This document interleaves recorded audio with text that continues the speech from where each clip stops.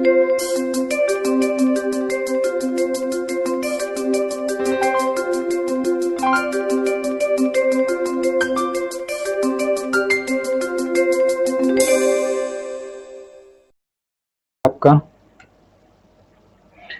+1 class की economics की जो सेकंड बुक है या सेकंड सेक्शन है उसका पहला चैप्टर है, जिसका नाम है स्वतंत्रता प्राप्ति के समय भारतीय अर्थव्यवस्था, इंडियन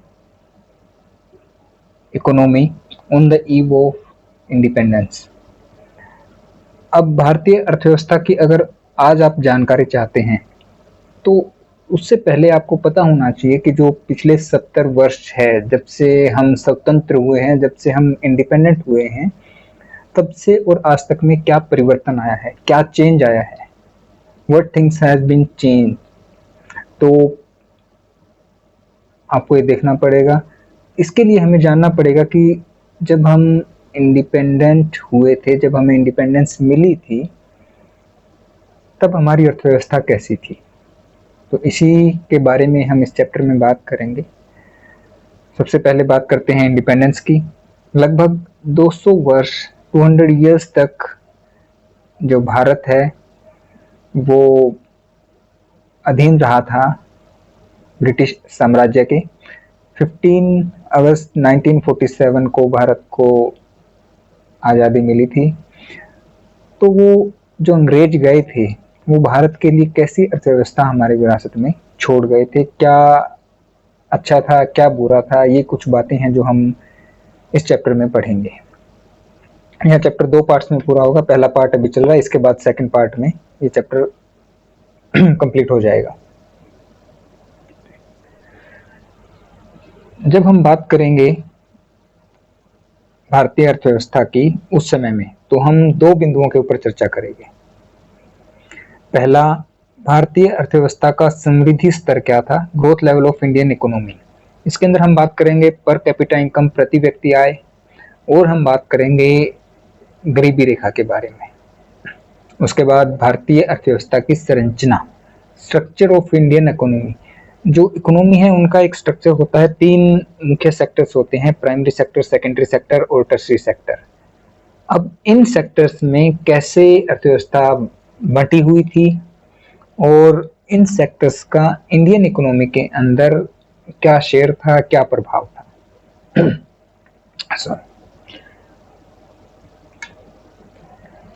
तो सबसे पहले बात करेंगे प्रति व्यक्ति आय, पर कैपिटा इनकम। ये क्या होती है? ये 2 जो टर्म्स आपको दिख रही है, प्रति व्यक्ति आय व निर्धनता रेखा, per capita income and poverty line, ये 2 टर्म्स बहुत ज़्यादा यूज होगी। इनको आज ही समझ लिया जाए तो अच्छा है। तो सबसे पहले हम बात करते हैं प्रति व्यक्ति आय की।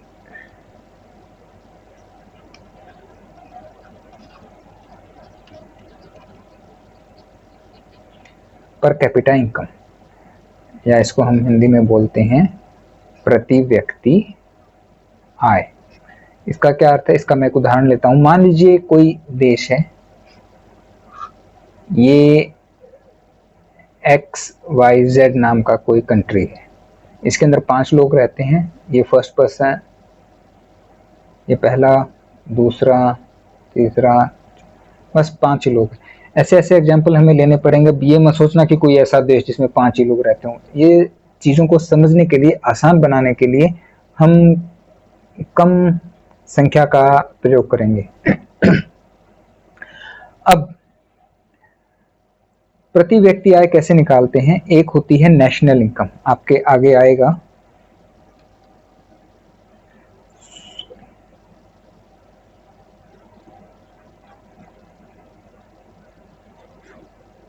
नेशनल इनकम इसी स्लाइड में या इसी चैप्टर के अंदर हम आगे देखेंगे। इसको बोलते हैं राष्ट्रीय आय।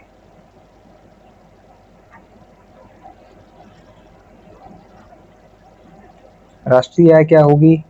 किसी भी देश के अंदर जितनी वस्तुएं, जितनी सेवाएं बनाई जाती है, इनका उत्पादन होता है, इनका प्रोडक्शन होता है। वस्तु मीन्स गुड्स, सेवा मीन्स सर्विसेज। तो गुड्स एंड सर्विसेज का जितना प्रोडक्शन होता है किसी कंट्री के अंदर, उनका जो मूल्य होता है उसे हम नेशनल इनकम या राष्ट्रीय आय बोलते हैं। तो ये बात ध्यान रखना, नेशनल इनकम किसी भी देश के अंदर वस्तुओं और सेवाओं का, गुड्स एंड सर्विसेज का जो प्रोडक्शन होता है, कुल मिलाकर जो, इसमें बहुत सारी बातें और भी होती है लेकिन एक समझने के लिए मैं आपको भी बता रहा हूँ। तो उसके अंदर इन सब की जो कीमत होती है उसे हम राष्ट्रीय आय कहते हैं। अब हम बात कर रहे थे प्रति व्यक्ति आय की। तुम्हारे पास 5 व्यक्ति थे, 1 2 3 4 5, किसी देश के अंदर यही व्यक्ति है। तो जो पहला व्यक्ति है उसकी कमाई है मान लीजिए 100 रुपए, दूसरा व्यक्ति, और जब ये इनकम की बात करते हैं तो हम बात करते हैं प्रति वर्ष, पर एनम। एक व्यक्ति एक वर्ष के अंदर कितना कमाता है, राष्ट्रीय आय की बात करते हैं तब भी यही बात करते हैं कि एक वर्ष के अंदर किसी देश के अंदर कितना उत्पादन हुआ। तो दूसरे व्यक्ति की आय है 10,000 रुपीज पर एनम, तीसरा व्यक्ति है उसकी आय है 500 रुपीज पर एनम, और फोर्थ व्यक्ति 50 रुपीज पर एनम। जो फिफ्थ पर्सन है उसकी मान लीजिए हम कर लेते हैं 200 पर एनम। अब हमें देखना है कि कुल मिलाकर आमदनी कितनी हुई। तो इसके अंदर आप देखेंगे 57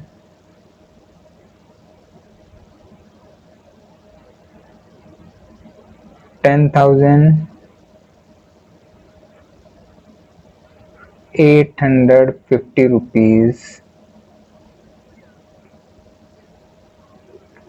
अब ये हम ऐसे भी मान सकते हैं जो राष्ट्रीय आय है कि वहां पर जो लोग रहते हैं उन सब लोगों ने कितनी आमदनी की, ये एक दूसरा तरीका है राष्ट्रीय आय को मापने का। अब कुल मिला के टोटल इनकम कितनी हुई हमारी, या कुल आय कितनी हुई, ये है 10,850, 10,850। और पॉपुलेशन कितनी है, पॉपुलेशन मीन्स जनसंख्या कितनी है, ये है 5, केवल 5 लोग हैं। तो पर कैपिटा इनकम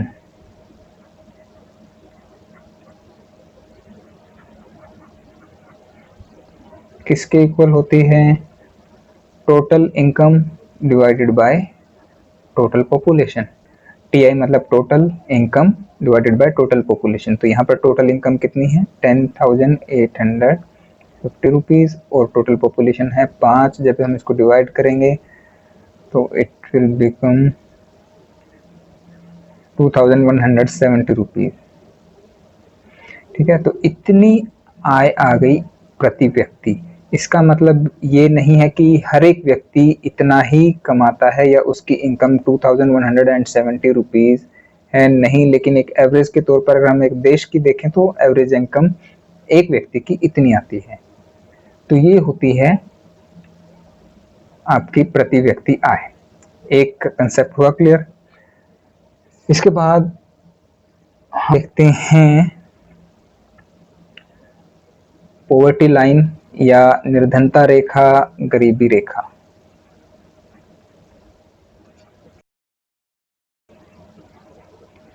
पॉवर्टी लाइन बोलते हैं।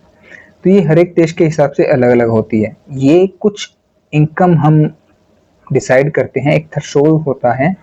मान लीजिए कि हमने इंडिया में डिसाइड किया, मान लीजिए, ठीक है ना, इस पे ध्यान रखना, मैं एग्जैक्ट फिगर नहीं बता रहा हूँ कि अब कितनी है। तो 100 रुपीज हमने डिसाइड किया कि एक दिन में अगर एक व्यक्ति 100 रुपीज कमा लेता है तो उसकी बेसिक नीड्स पूरी हो जाएंगी।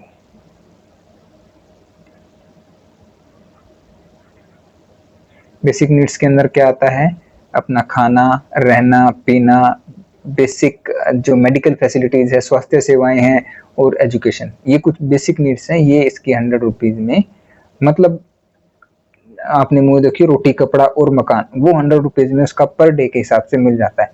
अब जिस व्यक्ति की आमदनी 100 रुपए से कम है, 80 रुपए है, 95 है, 90 है, उस व्यक्ति को हम कहेंगे पॉवर्टी लाइन से नीचे है, या निर्धनता रेखा से या गरीबी रेखा से वो नीचे है। तो ये दो कंसेप्ट आप ध्यान रखना, प्रति व्यक्ति आय व निर्धनता रेखा। तो यहाँ पर हम बात कर रहे थे कि प्रति व्यक्ति आय आपको पता चल गई।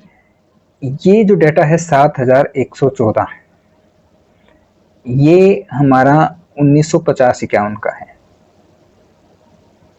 1950-51 का। अच्छा, एक बात और मैं आपको बता दूं कि 1950-51 क्यों रखा, कौन सा माना जाएगा, 50 के कौन से महीने, 51 के कौन से महीने। एक तो हमारा नॉर्मल ईयर होता है जो जैन से लेकर दिसंबर तक चलता है। एक आपका स्कूल का सेशन होता है, एजुकेशन सेशन होता है, वो 1 अप्रैल से 31 मार्च तक चलता है। इसी तरह एक फाइनेंशियल ईयर होता है,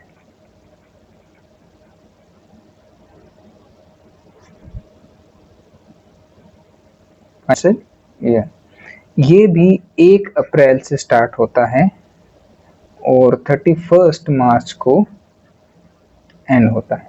तो जब हम बात करेंगे वर्ष 1950-51 की, ये 2 वर्षों की बात नहीं है। इसका अर्थ होगा कि हम 1 अप्रैल 1950 से लेकर 31 मार्च 1951, तो जो ये इतना जो टाइम है वो हमारा एक ईयर बनेगा, 1 ईयर बनेगा, और वो होगा हमारा फाइनेंशियल ईयर। तो जब हम 1950-51 की बात करें तो हम इस टाइम पीरियड की बात करते हैं। तो इस ईयर के अंदर हमारी प्रति व्यक्ति आय 7114 रुपए थी, और 2007-8 के अंदर हमारी जो पर कैपिटा इनकम थी वो थी 41,250, 41,255। आप इन दोनों में डिफरेंस देखिए, और आपको डिफरेंस बताता हूं मैं। 2017-18 में, आज से 2 साल पहले थी 1,12,835 रुपीज। तो कहाँ तो 7,114 रुपए, और ये 7,114 रुपए है, ये उस समय की कीमत नहीं है, ये कीमत है 2007-8 की। मतलब अगर वही कमाई इन्होंने 2007-8 में की होती जो उन्होंने 1950-51 में की थी, तो उन्हें इतने रुपए मिलते, ये मतलब है इसका।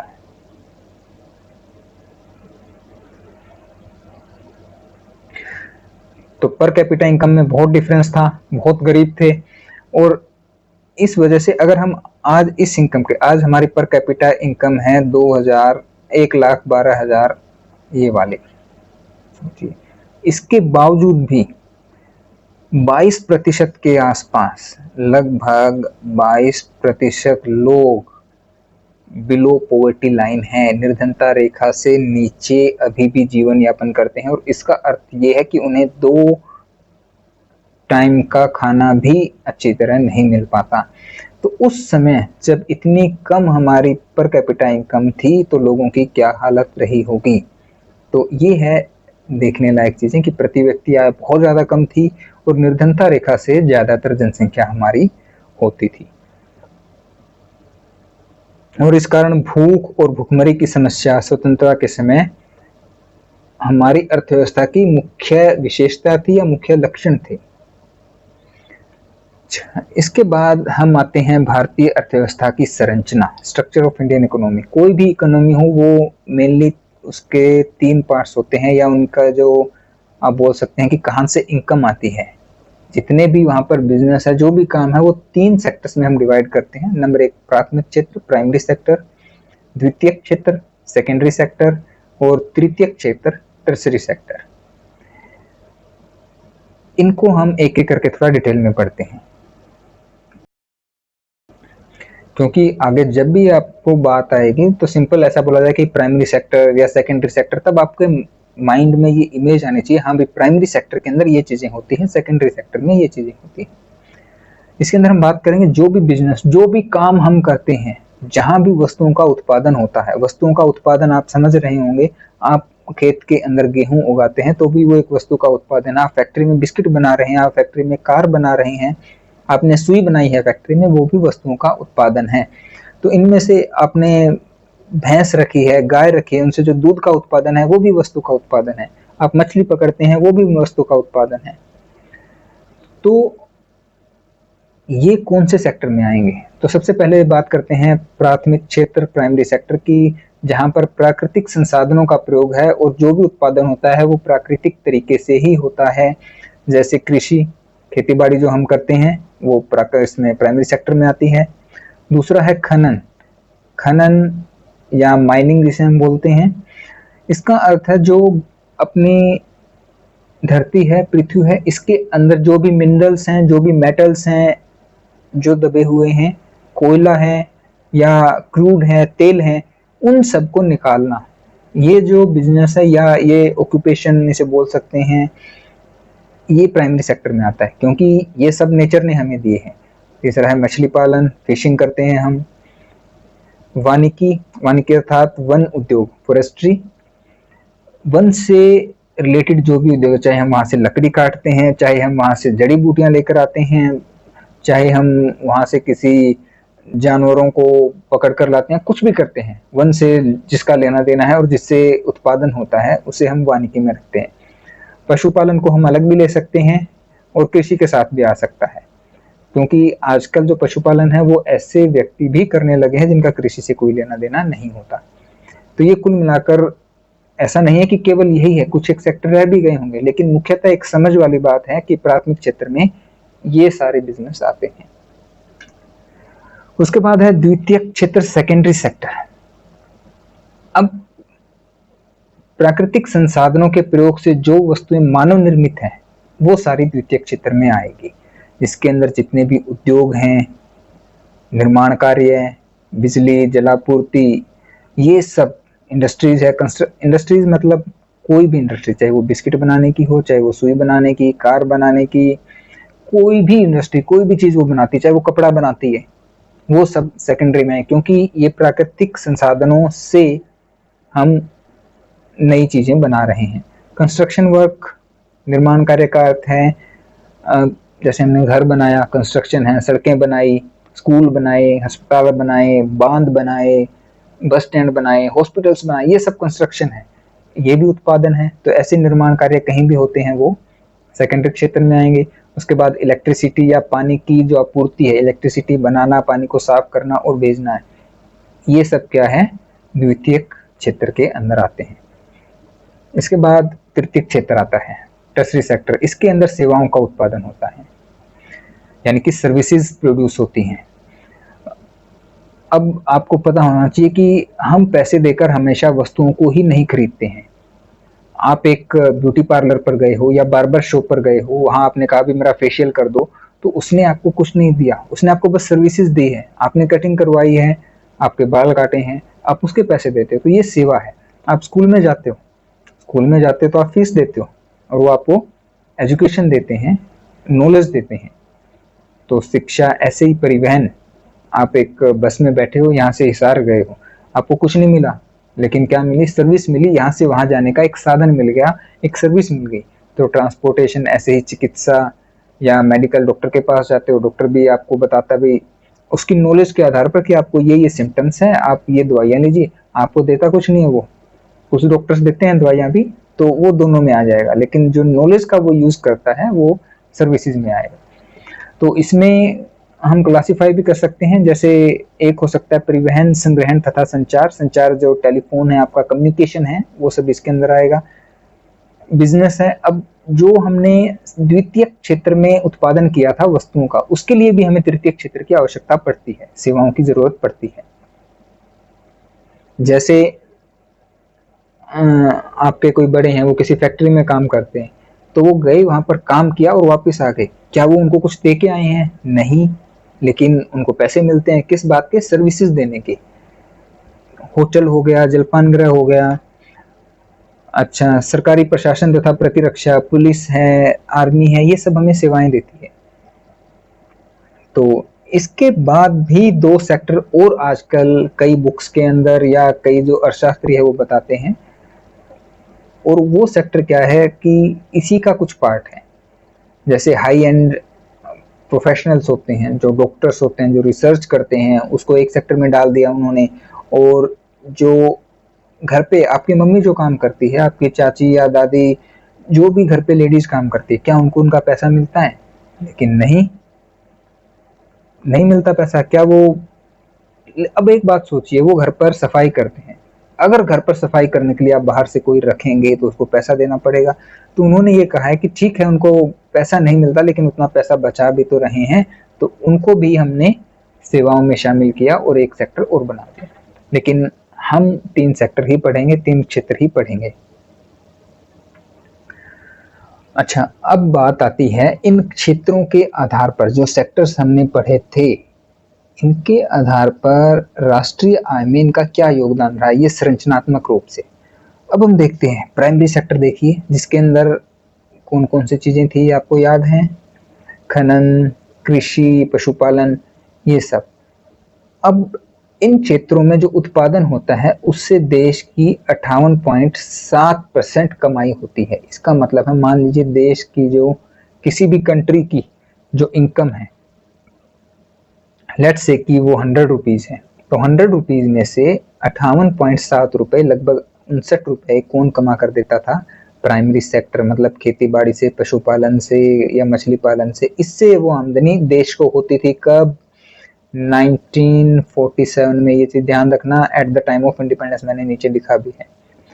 और द्वितीय क्षेत्र, फैक्ट्री आदि, उससे हमें मिलते थे 14.3 रुपए, 14 रुपए। और जो सर्विस सेक्टर था, सेवा का जो क्षेत्र था, उससे 27 रुपए मिलते थे।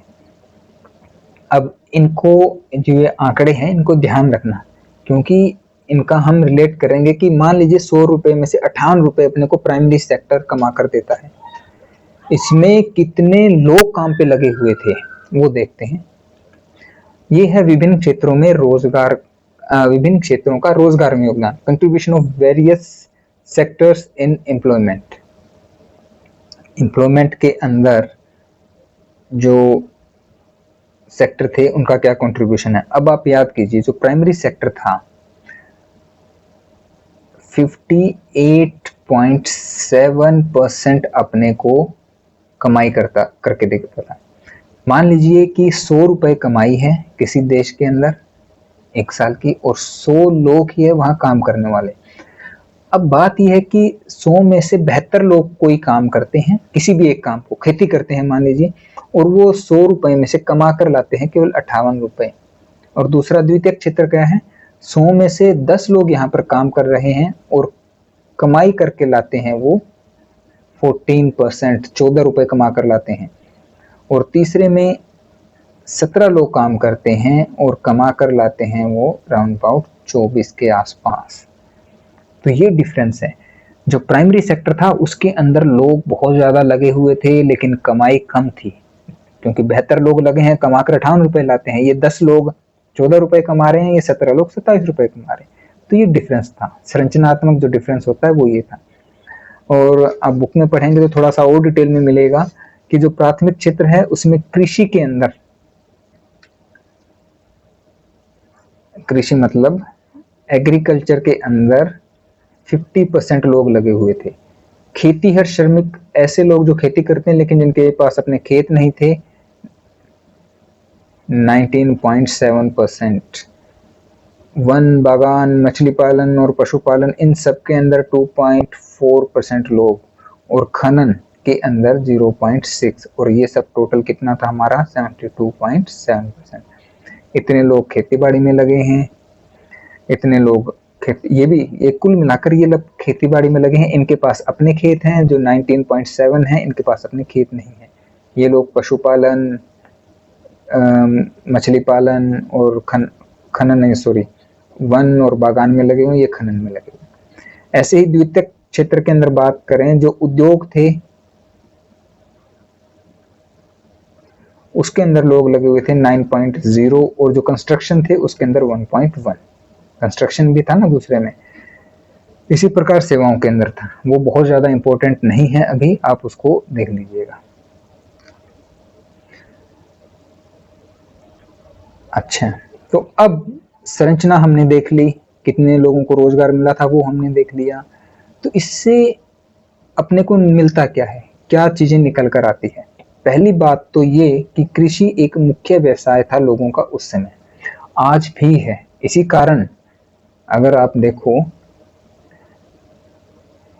ये 72%, इस कारण भारत को कृषि प्रधान देश कहा जाता है। इस कारण क्योंकि 100 में से 72 लोग तो खेती बाड़ी के काम पे लगे हुए थे, और 58 रुपए, 100 में से 58 रुपए हम कमा कर लाते थे कृषि से। इसी कारण इसे कृषि प्रधान देश कहते हैं। आपको अच्छा, आगे चलते हैं। तो भारत का जो मुख्य व्यवसाय था उस समय और आज भी अभी तक भी है, वो है एग्रीकल्चर यानी कि कृषि। अपने 72% लोग लगे थे, लेकिन अगर हम देखें इंग्लैंड तथा अमेरिका में केवल 2% लोग ही खेतीबाड़ी में लगे हुए हैं, इससे जुड़े व्यवसाय से। और जापान में है 12%, जर्मनी में है 4%, मतलब उनके और सेक्टर बहुत डेवलप कर गए हैं। दूसरा है उद्योगों का कम विकास। अंग्रेजों ने कुछ ऐसा किया था कि भारत के अंदर उद्योग थे ही नहीं, बहुत कम उद्योग होते थे।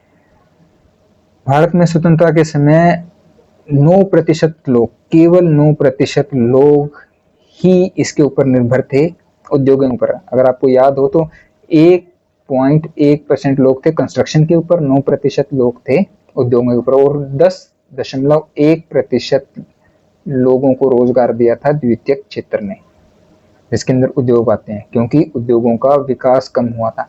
अब यही प्रतिशत हम बात करें अमेरिका की, तो अमेरिका में 32% लोग उद्योगों में लगे हुए हैं। कहाँ भारत का 9, कहाँ 32, लगभग 3 से भी ज्यादा गुना। इंग्लैंड में 42%, जापान में 39%। तो यहाँ डिफरेंस पता चलता है कि एक जो विकसित देश होता है उसके अंदर उद्योग ज्यादा विकसित होते हैं। थर्ड है असंतुलित विकास। असंतुलित विकास का क्या मतलब है? अर्थव्यवस्था के हमने 3 क्षेत्र देखे, ये देखिए, और यहाँ पे एक क्षेत्र से हमें आधी से ज्यादा आमदनी मिल रही है, दूसरे क्षेत्र से बहुत कम है, और तीसरे क्षेत्र से 1/3 से भी कम आमदनी। तो ये जो डिफरेंस है, कहाँ पर 60 है और कहाँ पर 14, ये असंतुलन है किसके अंदर? विकास के अंदर। तो जो विभिन्न क्षेत्र थे उनका विकास समान रूप से नहीं हुआ, कृषि क्षेत्र का विकास ज्यादा हुआ था। विकास भी हम नहीं कह सकते कि हुआ था, लेकिन ज्यादातर निर्भरता कृषि क्षेत्र के ऊपर ही थी, तो अनबैलेंस्ड ग्रोथ थी। तो 3 बातें उभर कर आती है। Agriculture was the main occupation, less growth of industries and unbalanced growth in the sectors. ये थी हमारी अर्थव्यवस्था की कुछ विशेषताएं उस समय। इसके बाद ही हम थोड़ा सा अर्थव्यवस्था के बारे में पढ़ेंगे, और थोड़ा सा चैप्टर बचा है, नेक्स्ट पार्ट में हम उसको फिनिश करेंगे।